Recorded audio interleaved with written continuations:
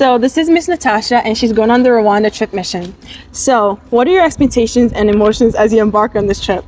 Expectations.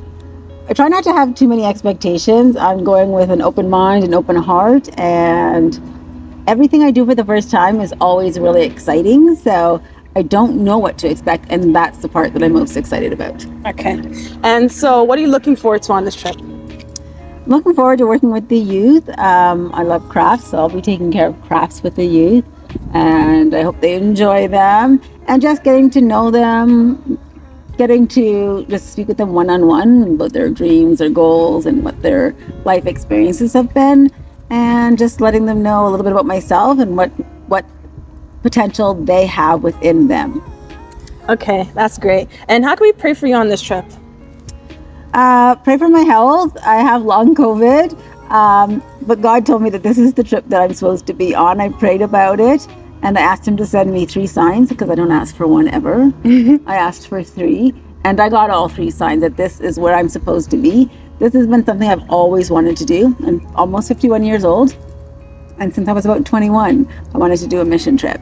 And I get to realize that, like, it's just amazing that, I got to go to the Holy Land just before the pandemic with the church, to Israel, and now I get to go to the motherland, and I couldn't be more excited. Okay, that's great. Excited. That's great. And what have you done to prepare for your time in Africa? So I've had all my vaccines, of course. I've done a little research because I want to know what I'm going into, but I also don't want to have too many expectations. I just want to go in, like I said, with an open mind, an open heart, and I want to just be a conduit, a vessel for the Lord. I really just want him to work through me. And I understand that it's not me who's going to be changing people's lives. It's God who's going to be changing people's lives.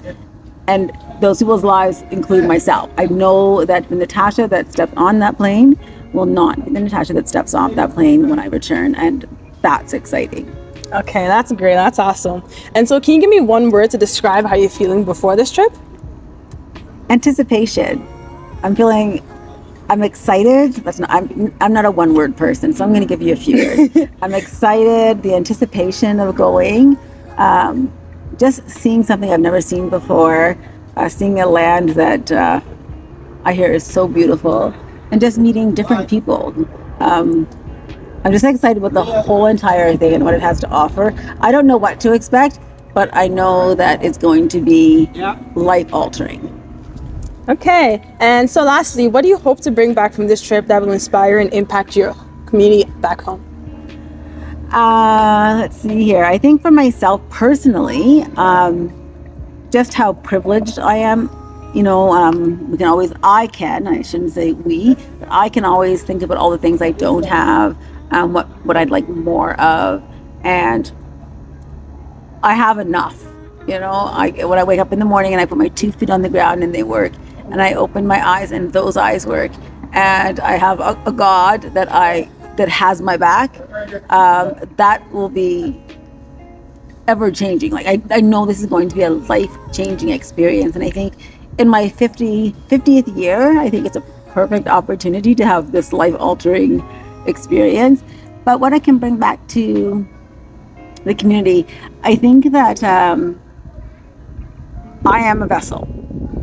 I am God's hands and feet on the ground, and I can just continue to do his work and let him work through me, and I will let him lead. He is my teacher, I am the student. And so you've heard it from Miss Natasha. Let's continue to pray for her and her team as they embark in this amazing journey.